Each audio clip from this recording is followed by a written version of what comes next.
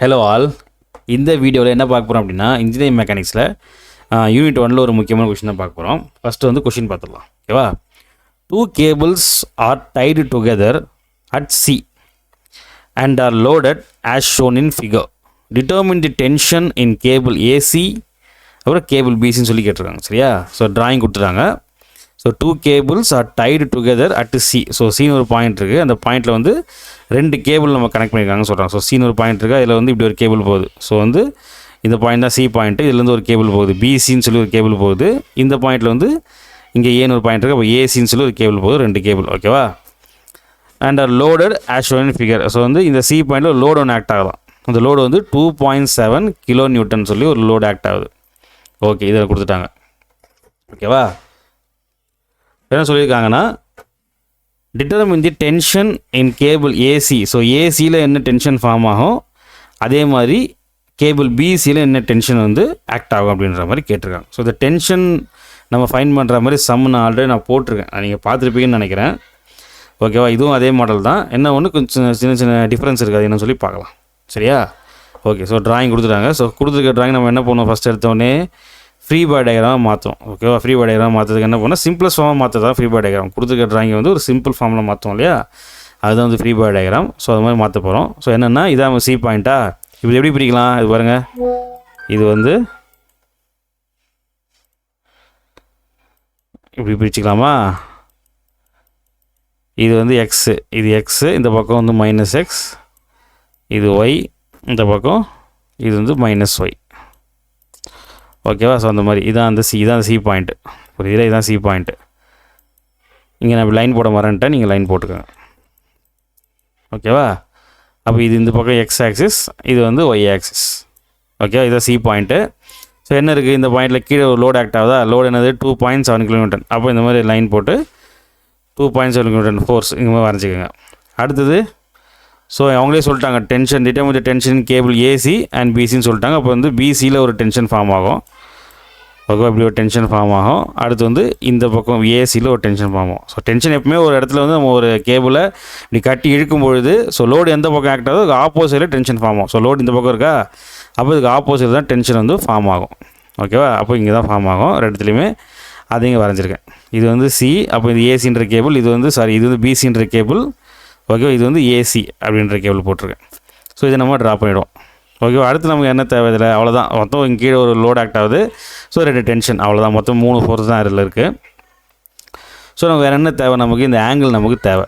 இந்த ஆங்கிள் நமக்கு தேவையா, இந்த 2 ஆங்கிள் நமக்கு தேவை, இது 2 நமக்கு தெரியாது. ஸோ நம்ம அதை ஃபைன் பண்ணோம், அதை ஃபைன் பண்ணிட்டோம் அப்படின்னா நம்ம ஈஸியாக சமம் சால்வ் பண்ணிடலாம், ஓகேவா? இப்போ இந்த ஆங்கிள் ஃபைன் பண்ணுறதுக்கு என்ன பண்ணணும்னா, அதுக்கு தான் பாருங்கள், இப்படி எப்படி இருக்குது, இது வந்து ஒரு ட்ரையாங்கிள் ஷேப்பில் இருக்குது, கரெக்டாக? இது வந்து ஒரு ட்ரையாங்கிளாக இருக்குது, ஓகேவா? இப்போ இந்த சைட் டிஸ்டன்ஸ் எவ்வளோ கொடுத்துருக்காங்கன்னா 300 mm கொடுத்துருக்காங்க, இந்த சைட் டிஸ்டன்ஸ் வந்து 400 mm கொடுத்துருக்காங்க. அதே மாதிரி இது நமக்கு ஒரு ட்ரையாங்கிள் தான், இதுவும் நமக்கு வந்து ஒரு ட்ரையாங்கிள் ஷேப்பில் தான் இருக்குது, ஓகேவா? இது வந்து இந்த சைடு வந்து 500 mm கொடுத்துருக்காங்க, இந்த பக்கம் வந்து 525 mm கொடுத்துருக்காங்க. ஸோ நம்ம இந்த ட்ரையாங்கிள் வச்சு நம்ம வந்து ஆங்கிள் ஃபைண்ட் பண்ணுவோம். இதெல்லாம் நமக்கு தெரிஞ்சது தான் ஆல்ரெடி. ஸோ என்ன பண்ண போகிறோம், 2 பாயிண்ட் ஆங்கிள்ஸ். ஃபஸ்ட்டு இந்த இருக்கு இல்லையா, இதை மட்டும் நான் தனியாக எடுத்து வரைஞ்சிக்கிறேன். ஏசின்ற கேபிள் இருக்குல்ல, அதை தனியாக எடுத்து இங்கே வரைஞ்சிட்டேன். ஸோ ஏன்னு போட்டிருக்கேன், சீன் போட்டிருக்கேன். இந்த பக்கம் வந்து 300 mm, இங்கே வந்து 400 mm இல்லையா, அதை அப்படியே எடுத்து இங்கே நோட் பண்ணிக்கோங்க. அப்போ நமக்கு தேவை வந்து இந்த ஆங்கிள் தான், ஓகேவா? நம்ம இந்த ஆங்கிள் தான் நமக்கு தேவை. அப்போ இந்த ஆங்கிள் நமக்கு தேவை. ஸோ இது என்ன சைடு, இது வந்து ஹைபோடெனஸ் சைடு, ஓகேவா? இந்த கிராஸாக இருக்குது ஹைபோடெனஸு. அப்போ இதுக்கு ஆப்போசிட்டில் இது ஆப்போசிட் சைடு, இது வந்து அட்ஜசன்ட் சைடு, ஓகேவா? ஸோ நம்மக்கிட்ட என்ன இருக்குது, ஆப்போசிட் இருக்குது, அட்ஜசன்ட் இருக்குது. அப்போ என்ன ஃபார்முலா யூஸ் பண்ணலாம், tan θ = opposite by adjacent use பண்ணலாமா? அதை போட்டுட்டு tan θ = ஆப்போசிட் எவ்வளோ, 300 பை அட்ஜசன்ட் வந்து 400. ஸோ தீட்டா நமக்கு தேவை. அப்போ tan அந்த பக்கம் போய்ட்டு tan இன்வர்ஸ் ஆஃப் 300/400. இது நம்ம கேல்குலேட்டரை போட்டோம் அப்படின்னா θ = 36.87 டிகிரி நமக்கு கிடச்சிரும், ஓகேவா? அதை தான் இங்கே எழுதியிருக்கேன். இதை ஃபைன் பண்ணி தான் இதை போடணும், சரியா? அதை முன்னாடியே போட்டேன், ஃபைன் பண்ணி இங்கே போட்டிருக்கேன் 36.87 டிகிரி. இது முடிஞ்சிச்சு. அடுத்து இந்த ட்ரையாங்கிள் எடுத்து நான் தனியாக வரைஞ்சிக்கிறேன். இது 500, இந்த பக்கம் வந்து 525. அதே மாதிரி தான் இந்த பக்கம் வரைஞ்சிட்டு, இது பிசின்ற ஒரு அந்த கேபிள். ஸோ இது நமக்கு தீட்டா தேவை, இந்த ஆங்கிள் தான் நமக்கு தேவை, ஓகேவா? ஸோ 500, 525 போட்டுக்கோங்க. இதே மாதிரி இது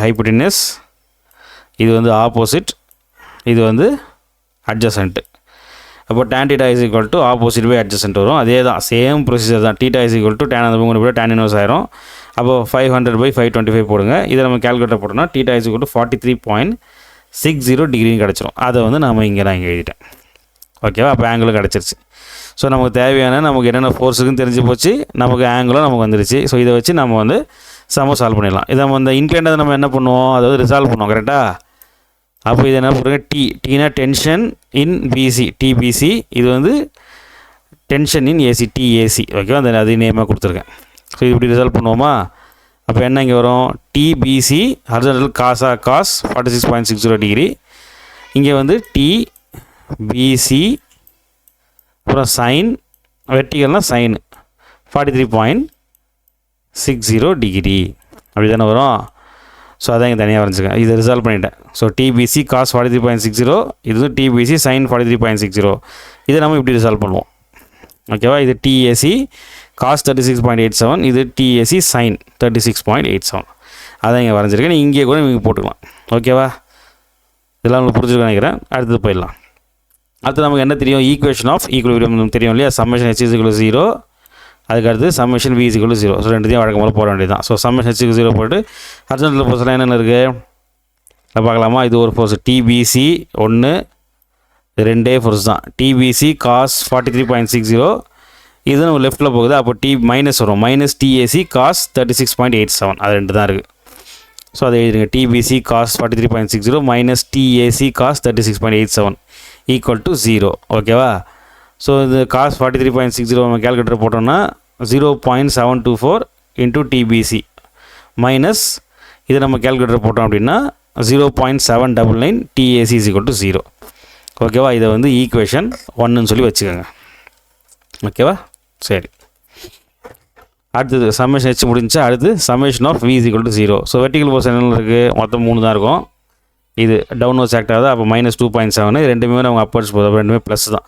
-2.7 plus TBC sine 43.60 plus TAC sine 36.87 தான் வரும்.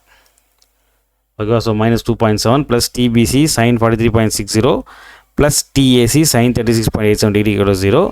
ஸோ யூஸ்வலாக இது ஆஸ் யூஸ்வல் நம்ம இதை வந்து இது கேல்குலேட்டர் சால்வ் பண்ணிங்கன்னா 0.689 வருது. இதை நம்ம கேல்குலேட்டர் சால்வ் பண்ணோம் அப்படின்னா 0.6 அப்படியே போட்டுக்கோங்க.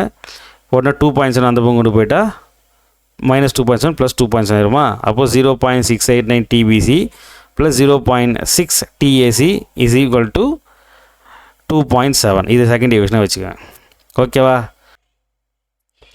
ஓகே, இப்போ நெக்ஸ்ட் என்ன பண்ணால் ஃப்ரம் ஈக்குவேஷன் 1. ஸோ ஈக்குவேஷன் 1 இருக்கா, இது என்ன பண்ணலாம், 0.724 டிபிசி இது இருக்குல்லையே, இது அந்த பக்கம் கொண்டு போயிட்டால் ஈக்குவல் டு இது இந்த பக்கம் கொண்டு போகிறேன்.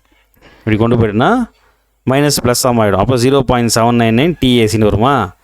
அதான் இங்கே போட்டுருக்கேன். 0.724 டிபிசி இது அந்த பக்கம் கொண்டு போயிட்டால் ஈக்குவல் டு 0.799 டிஏசி. அதை இங்கே போட்டிருக்கேன். அடுத்து நமக்கு டிபிசி நமக்கு ஃபைன் பண்ணுற மாதிரி வச்சுக்கிட்டோம் அப்படின்னா இதை வந்து இந்த பக்கம் டினாமினேட்டரில் வந்துச்சுன்னா அப்போ 0.799 டிஏசி டிவைட் பை இது மட்டும் நமக்கு என்ன பண்ணலாம், இந்த பக்கம் டிவிஷனில் போடலாமா? அப்போ டிவைட் பை 0.724. ஸோ இது ரெண்டுத்தையும் நம்ம கேல்குலேட்டர் போட்டோம் அப்படின்னா 1.103 கிடைக்குது. அப்போது DPC is equal to 1.103 DAC. இதை வந்து ஈக்குவேஷன் 3 வச்சுக்கோங்க.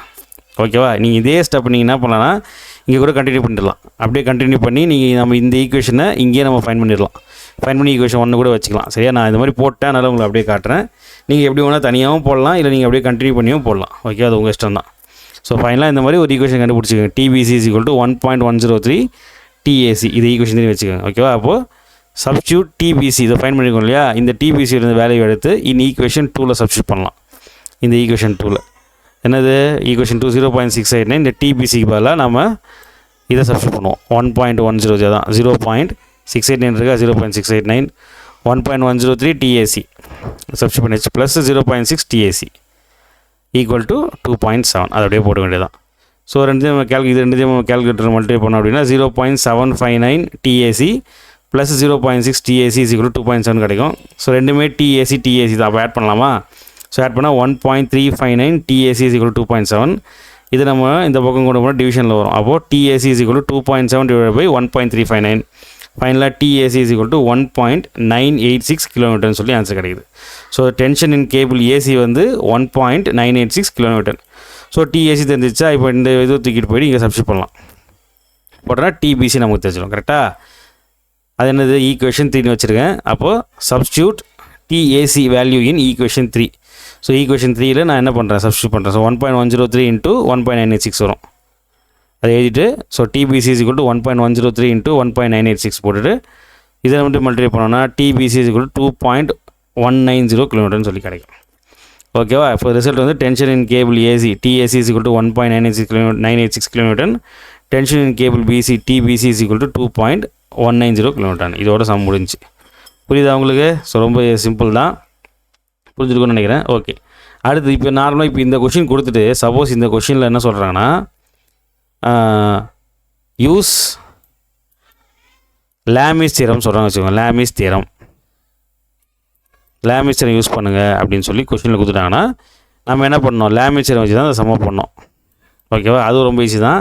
ஸோ நீங்கள் வந்து எதுவுமே கொடுக்கலாம், நீங்கள் எது வேணால் இந்த மாதிரி ஈக்குவேஷன் ஆஃப் ஈக்குவலிபிரியம் இருக்கு இல்லையா, இந்த மெத்தட் வச்சும் நீங்கள் போடலாம், ஆர் நம்ம லாமிஸ் தியரம் வச்சும் நம்ம போடலாம். ஸோ வந்து நம்ம லாமிஸ் தியரத்தை வச்சு போடணும் அப்படின்னா நம்ம கண்டிஷன் எப்படி இருக்கணும் உங்களுக்கு ஞாபகம் இருக்குன்னு நினைக்கிறேன். ஸோ லாமிஸ் தியரம் மொத்தமே 3 ஃபோர்ஸ் தான் இருக்கணும். ஸோ நம்மகிட்ட பாருங்கள் 1 2 3 ஃபோர்ஸ் இருக்குது. அந்த 3 ஃபோர்ஸ் எப்படி ஆக்ட் ஆகணும்னா அவுட்வர்ட்ஸில் ஆக்ட் ஆகணும், வெளியே போகிற மாதிரி. ஓகேவா? 3மே நமக்கு அவுட்வர்ட்ஸ் ஆக்ட் ஆகணும். 3 ஃபோர்ஸ் தான் இருக்கணும், 3மே வந்து அவுட்வர்ட்ஸ் ஆக்ட் ஆகணும். புரியுதா? சப்போஸ் ஏதோ ஒரு ஃபோர்ஸ் வந்து இப்போ இந்த ஃபோர்ஸ் ஃபார் எக்ஸாம்பிள் இப்படி இருக்கா, இந்த ஃபோர்ஸ் வந்து இப்படி உள்ளே வர மாதிரி இருந்துச்சுன்னா நம்ம லாமிஸ் தியரம் யூஸ் பண்ண முடியாது. ஓகே, அது உங்களுக்கு புரியும். நான் நிறைய சம் போட்டிருக்கேன், அதில் ஆர்டராக பார்த்தீங்கன்னா உங்களுக்கு புரியும் நான் சொல்கிறது. ஓகேவா? ஸோ நம்ம அந்த 2 கண்டிஷனும் மேட்ச் ஆகுது. ஓகேவா? இந்த மாதிரி 3 ஃபோர்ஸ் தான் இருக்கணும். சப்போஸ் இங்கே 4வது ஃபோர்ஸ் இருந்துச்சுன்னா லாமிஸ் தியரம் யூஸ் பண்ண முடியாது. ஓகேவா? லாமிஸ் தியரத்துக்கு 2 கண்டிஷன். ஃபஸ்ட்டு 3 ஃபோர்ஸ் தான் இருக்கணும், அடுத்தது 3 ஃபோர்ஸும் நமக்கு அவுட்வர்ட்ஸில் ஆக்ட் ஆகணும். அந்த மாதிரி இருந்தால் மட்டும் தான் நம்ம லாமிஸ் தியரம் யூஸ் பண்ண முடியும். ஓகேவா? ஸோ லாமிஸ் தியரம் வச்சு எப்படி போகிறோம் அதை பார்த்துடலாம். ஸோ லாமிஸ் தியரம் என்ன ஃபார்முலா நமக்கு, இப்போ நான் வந்து இதை பின்னு வச்சுக்கிறேன், இதை பி, இது கியூ, எஸ்னா லாமிஸ் தியரம் ஃபார்முலா நமக்கு தெரியும். அப்போது பி பை இது மொத்தமாக நமக்கு தேவை ஆங்கிள். இது வந்து ஆல்ஃபா, இது வந்து பீட்டா, இது வந்து காமான் இருக்கும். அப்போ ஃபார்முலா என்னது, P divide by sine alpha, P by sine alpha equal to q by sin beta equal to s by sin gamma. இதுதான் ஃபார்முலா. அதாவது இப்போ இதான் பீன்ற ஃபோர்ஸ் அப்படின்னா இதுக்கு ஆப்போசிட் என்ன ஆங்கிள் இருக்கோ அதை இன்ட்டு சைன் பண்ணிக்கணும். இப்போ இந்த ஆல்ஃபாவா, அப்போது P divide by sine alpha. ஓகேவா? அடுத்து கியூ டிவைட் பை இது பீட்டா, மொத்தமாக இது பீட்டா, அப்போ சைன் பீட்டா. அடுத்தது எஸ் டிவைட் பை இதுக்கு ஆப்போசிட்டில் இருக்குது காமா இருக்கா, சைன் காமா. அவ்வளோதான், இதுதான் அந்த ஃபார்முலா. ஓகேவா? சரி, இதில் பாருங்கள் நமக்கு ஒரே நிமிஷம் லைட்டாக கிளியர் பண்ணிக்கிறேன் எல்லாத்தையுமே. ஓகே, ஸோ இது நம்ம ஆல்ரெடி ஃபைன் பண்ணியிருப்போம். சப்போஸ் நீங்கள் லாமிஸ் தியரம் வச்சு போகிறீங்கன்னா இந்த ஃபஸ்ட்டு ஸ்டெப்பில் அப்படியே ஃபாலோ பண்ணிக்கணும். இது ஸோ இதெல்லாம் இந்த ஆங்கிள் ஃபைன் பண்ணுறதுலாம் சேம் தான். இது வரைக்கும் ஃபைன் பண்ணிவிட்டு நம்ம இந்த வரைவோம், இந்த ஸ்டெப்பை நம்ம வரைஞ்சிருப்போம். ஓகேவா? ஸோ நமக்கு இந்த ஆங்கிள் தெரிஞ்சிருக்கும், இந்த ஆங்கிள் தெரிஞ்சிருக்கும். ஆனால் லாமிஸ் தியரம் போனால் நமக்கு இந்த மொத்த ஆங்கிள் தெரியணும். இது டோட்டலாக தெரியணும், இது நமக்கு டோட்டலாக தெரியணும், இது நமக்கு டோட்டலாக தெரியணும். ஓகேவா? இது பாருங்கள், இப்போ இது எவ்வளோ, இது மட்டும் நமக்கு 43.60. இது எவ்வளோ, 90 டிகிரியா? அப்போ 90 + 43.60 போட்டால் அது மொத்தமாக கிடச்சிருமா? அதான் இங்கே பண்ணியிருக்கேன். 90 டிகிரி, இது 90 டிகிரி. ஓகே, ஒரே நிமிஷம். ஓகே, இது நமக்கு பாருங்கள் 90 டிகிரி நமக்கு இது மொத்தமாக தேவை. அப்போ 90 டிகிரி + 43.60, 90 + 43.60. ஸோ டோட்டலாக நமக்கு வந்து 136.6 வருது. இது வந்து கண்டுபிடிச்சிட்டேன். அடுத்தது பாருங்கள், இது நமக்கு 36.87, இது 90 டிகிரி. அப்போ ரெண்டுத்தையும் ஆட் பண்ணால் இது மொத்தமாக கிடச்சிருமா? அப்போ 90 + 36.87, 90 டிகிரி + 36.87, 126.87 டிகிரி. ஓகேவா? நமக்கு அடுத்தது இது தேவை. நமக்கு அடுத்தது தேவைன்னா நமக்கு இந்த ஆங்கிள் நமக்கு தேவை. ஸோ நமக்கு இது மொத்தமாக எவ்வளோ, 180, மொத்தமாக 180. அப்போ 180ல் இந்த ஆங்கிளையும் மைனஸ் பண்ணிட்டோம்னா நமக்கு இந்த ஆங்கிள் கிடச்சிடும். கரெக்டா? அதான் 180 மைனஸ் இது ரெண்டுத்தையும் ஆட் பண்ணிட்டேன், 36.87, இங்கே 43.60. இது ரெண்டுத்தையும் மைனஸும் பண்ணலாம், ரெண்டுத்தையும் ஆட் பண்ணிவிட்டு மைனஸ் பண்ணி எப்படி வேணால் பண்ணலாம். ஓகேவா? மொத்தம் மைனஸ் பண்ணோன்னா நமக்கு இந்த ஆங்கிள் மட்டும் நமக்கு எவ்வளோ கிடச்சிருக்குன்னா 99.53 டிகிரி. ஸோ இதை ஃபைன் பண்ணி வச்சுக்க. அதே தான், இங்கே கீழே ஒரு லோட் இருக்குது, இந்த பக்கம் வந்து tension in BC, tension in AC, மற்றலாம் அதே சேம் தான். ஸோ நம்ம ஃபார்முலா படி என்னது, டிஏசி போடுறோம் அப்படின்னா இதோட ஆப்போசிட் ஆங்கிள் என்னது, அப்போ டிஏசி டிவைட் பை சைன் 133.6 போட்டுக்கோங்க ஈக்குவல் டு டிபிசி போடுறோம் அப்படின்னா அதோட ஆப்போசிட் ஆங்கிள் பாருங்கள் என்னது 126.87 டிவைட் பை சைன் தான் யூஸ் பண்ண எல்லாத்துக்குமே, சைன் 126.87. அடுத்தது இந்த 2.7 ஆப்போசிட் ஆங்கிள் இது தான் 99.53. அப்போ 2.7 டிவைட் பை சைன் 99.53.